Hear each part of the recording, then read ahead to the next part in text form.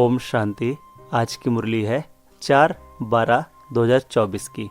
आज की मुरली के सभी मुख्य पॉइंट के साथ देखेंगे आज की मुरली की हेडिंग। बाबा ने कहा, मीठे बच्चे, सारा मदार याद पर है, याद से ही तुम मीठे बन जाएंगे। इस याद में ही माया की युद्ध चलती है। आज की मुरली से प्रश्न है। बाबा ने कहा, इस ड्रामा में कौन सा राज बहुत विचार करने योग्य है, जिसे तुम बच्चे ही जानते हो? उत्तर है, तुम जानते हो कि ड्रामा में एक पार्ट 2 बार बज ना सके। सारी दुनिया में जो भी पार्ट बजता है वह 1-2 से नया। तुम विचार करते हो कि सतयुग से लेकर अब तक कैसे दिन बदल जाते हैं, सारी एक्टिविटी बदल जाती है।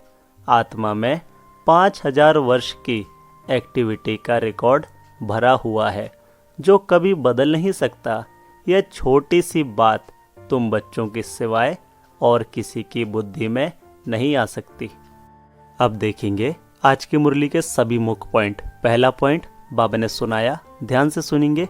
स्टूडेंट जब पढ़ते हैं तो उनकी बुद्धि में यह जरूर रहता है, कल हम यह बनेंगे। वैसे तुम भी जब यहाँ बैठते हो तो भी जानते हो कि हम विष्णु की डिनाइस्टी में जाएंगे। तुम्हारी बुद्धि अब अलौकिक है और किसी मनुष्य की बुद्धि में यह बातें रमण नहीं करती होंगी। यह कोई कॉमन सत्संग नहीं है। यहाँ बैठे हो, समझते हो, सत बाबा जिसको शिव कहते हैं, हम उनके संग में बैठे हैं।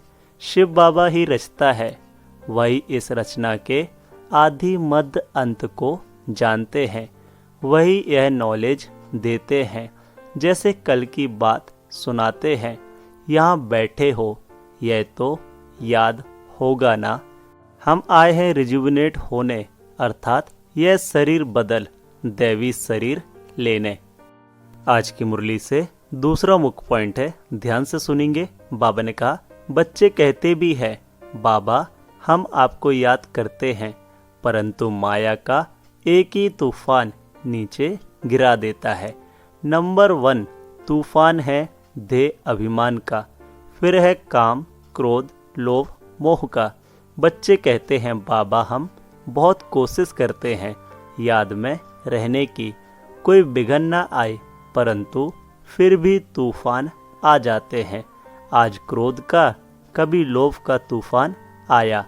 बाबा आज हमारी अवस्था बहुत अच्छी रही, कोई भी तूफान सारा दिन नहीं आया, बड़ी खुशी रही। बाबा को बड़े प्यार से याद किया, स्नेह के आंसू भी आते रहे। बाप की याद से ही बहुत मीठा बन जाएंगे। मुरली से तीसरा मुख्य पॉइंट है। बाबा ने कहा, तुम कहेंगे हम फिर से अभी मनुष्य से देवता बन रहे हैं। यह नॉलेज बाप ही आकर देते हैं। विचित्र बाप ही विचित्र नॉलेज देते हैं। विचित्र निराकार को कहा जाता है। निराकार कैसे यह नॉलेज देते हैं? बाप खुद समझाते हैं। मैं कैसे इस तन में आता हूँ, फिर भी मनुष्य मूंझते हैं, क्या एक इसी तन में आएगा? परंतु ड्रामा में यही तन निमित्त बनता है, जरा भी चेंज हो नहीं सकती। यह बातें तुम ही समझकर और दूसरों को समझाते हो। आत्मा ही पढ़ती है, आत्मा ही सीखती सिखलाती है। आत्मा मोस्ट वैल्यूबल है। आत्मा अविनाशी है, शरीर खत्म होता है। चौथा मुख्य पॉइंट आज की मुरली से बाबा ने कहा, एक बाप की कितनी महिमा है, वही दुख हरता सुख करता है। बाबा कहते, सर्वव्यापी कहते हो ना मुझे, मच्छर आदि की तो इतनी महिमा नहीं करेंगे कि वह दुख हरता सुख करता ज्ञान का सागर है। नहीं, यह है बाप की महिमा। तुम बच्चे भी मास्टर दुख हरता सुख करता हो। तुम बच्चों को भी यह नॉलेज नहीं थी। जैसे बेबी बुद्धि थे, बच्चे में नॉलेज नहीं होती और कोई अवगुण भी नहीं होता है, इसलिए उसे महात्मा कहा जाता है क्योंकि पवित्र है। जितना छोटा बच्चा उतना नंबर 1 फूल, बिल्कुल ही जैसे कर्मातीत अवस्था है। कर्म अकर्म विकर्म को कुछ भी नहीं जानते हैं, इसलिए वह फूल हैं। सबको कशिश करते हैं जैसे एक बाप सभी को कशिश करते हैं। मुरली से 5वां मुख्य पॉइंट है। बाबा ने कहा, बाप आए ही हैं सभी को कशिश कर खुशबूदार फूल बनाने। कई तो कांटे के कांटे ही रह जाते हैं। 5 विकारों के वशीभूत होने वाले को कांटा कहा जाता है। नंबर 1 कांटा है देह अभिमान का, जिससे और कांटों का जन्म होता है। कांटों का जंगल बहुत दुख देता है। किस्म किस्म के कांटे जंगल में होते हैं ना, इसलिए इसको दुखधाम कहा जाता है। नई दुनिया में कांटे नहीं होते, इसलिए उसको सुखधाम कहा जाता है। शिव बाबा फूलों का बगीचा लगाते हैं। रावण कांटों का जंगल लगाता है, इसलिए रावण को कांटों की झाड़ियों से जलाते हैं और बाप पर फूल चढ़ाते हैं। इन बातों को बाप जाने और बच्चे जाने और न जाने कोई। मुरली से 6ठा मुख्य पॉइंट, इसको समझेंगे। बाबा ने कहा, तुम बच्चे जानते हो ड्रामा में एक पार्ट 2 बार बज ना सके। बुद्धि में है सारी दुनिया में, जो पार्ट बजता है वह 1-2 से नया। तुम विचार करो, सतयुग से लेकर अब तक कैसे दिन बदल जाता है। सारी एक्टिविटी ही बदल जाती है। 5000 वर्ष की एक्टिविटी का रिकॉर्ड आत्मा में भरा हुआ है, वह कभी बदल नहीं सकता। हर आत्मा में अपना अपना पार्ट भरा हुआ है। यह छोटी सी बात भी कोई की बुद्धि में आ ना सके। इस ड्रामा के पास्ट, प्रेजेंट और फ्यूचर को तुम जानते हो। यह स्कूल है ना, पवित्र बन। बाप को याद करने की पढ़ाई बाप पढ़ाते हैं। यह बातें कभी सोची थी कि बाप आकर ऐसे पतित से पावन बनाने की पढ़ाई पढ़ाएंगे। इस पढ़ाई से ही हम विश्व के मालिक बनेंगे। मुरली से 7वां मुख्य पॉइंट है। बाबा ने कहा, तुम सितारों की दुनिया ही अलग है। आत्मा यहाँ आकर फिर शरीर धारण करती है। शरीर छोटा बड़ा होता है, आत्मा ही अपने बाप को याद करती है, वह भी जब तक शरीर में है। घर में आत्मा बाप को याद करेगी नहीं, वहाँ कुछ भी मालूम नहीं पड़ता हम कहाँ हैं।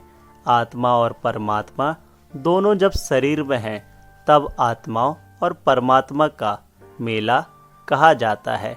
गायन भी है, आत्मा और परमात्मा अलग रहे बहुकाल।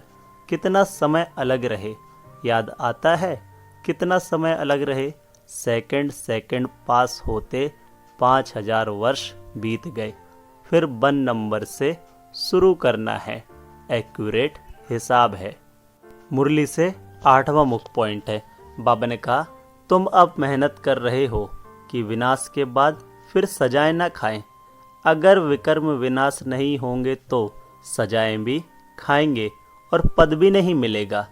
तुमसे जब कोई पूछते हैं तुम किसके पास जाते हो, तो बोलो शिव बाबा के पास, जो ब्रह्मा के तन में आया हुआ है।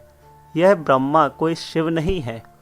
जितना बाप को जानेंगे तो बाप के साथ प्यार भी रहेगा। बाबा कहते हैं, बच्चे तुम और कोई को प्यार नहीं करो और संग प्यार तोड़ एक संग जोड़ो। जैसे आशिक मासूक होते हैं ना, यह भी ऐसे हैं। 108 सच्चे आशिक बनते हैं, उसमें भी 8 सच्चे सच्चे बनते हैं। 8 की भी माला होती है ना, 9 रत्न गाए हुए हैं, 8 दाने 9वां बाबा। धारणा के लिए मुख्य सार। पहला, एक बाप की कशिश में रहकर खुशबूदार फूल बनना है। अपने स्वीट बाप को याद कर देह अभिमान के कांटे को जला देना है। दूसरा, इस हीरे तुल्य जन्म में अविनाशी कमाई जमा करनी है। कौड़ियों के बदले इसे गंवाना नहीं है। एक बाप से सच्चा प्यार करना है। एक के संग में रहना है। मुरली से वरदान है। बाबा ने कहा, ब्राह्मण जीवन में सदा खुशी की खुराक खाने और खुशी बांटने वाले खुशनसीब भव।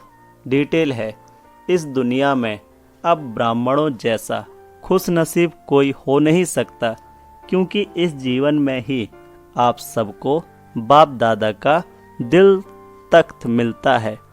सदा खुशी की खुराक खाते हो और खुशी बांटते हो। इस समय बेफिक्र बादशाह हो।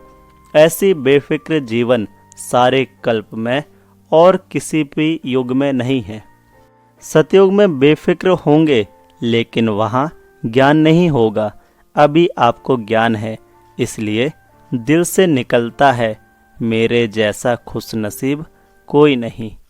आज की मुरली से स्लोगन है। बाबा ने कहा, संगम युग के स्वराज अधिकारी ही भविष्य के विश्व राज अधिकारी बनते हैं। ओम शांति। मेरा बाबा, प्यारा बाबा, मीठा बाबा। ओम शांति।